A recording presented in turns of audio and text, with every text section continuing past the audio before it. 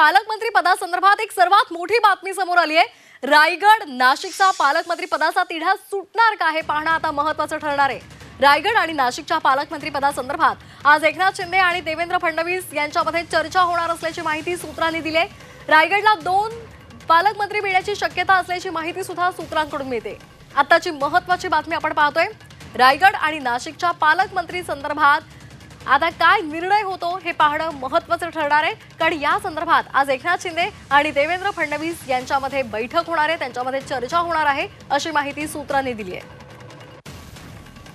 या संदर्भात अधिक माहिती घेणार आहोत आमचे प्रतिनिधी कपिल राऊत यांच्याकडनं। कपिल राऊत, आज देवेंद्र फडणवीस आणि एकनाथ शिंदे यांची बैठक होण्याची, त्यांच्यामध्ये चर्चा होण्याची शक्यता वर्तवली जाते। नक्कीच उशीर रात्री ह्या दोघांमध्ये बैठक होऊ शकते। आज रात्री मुख्यमंत्री देवेंद्र फडणवीस हे दावोसहून येणार आहेत आणि त्यानंतर ही बैठक होणार आहे। या बैठकीमध्ये खास करून जो तिढा राहिलेला आहे रायगड आणि नाशिकच्या पालकमंत्री पदाचा, तो तिढा सुटण्याची शक्यता वर्तवली जात आहे। खास करून रायगडला कदाचित 2 पालकमंत्री देण्याची शक्यताही वर्तवली जात आहे। त्यामुळे आता ही चर्चा खूप महत्त्वाची समजली जाते। आपण गेली अनेक दिवसांपासून पाहतो रायगडमध्ये पालकमंत्री पदावरनं अनेक वाद सुरू आहेत, आंदोलनं सुरू आहेत, जाळपोळ सुरू आहे आणि ह्याला इथे कुठे अंकुश लावणं गरजेचं आहे।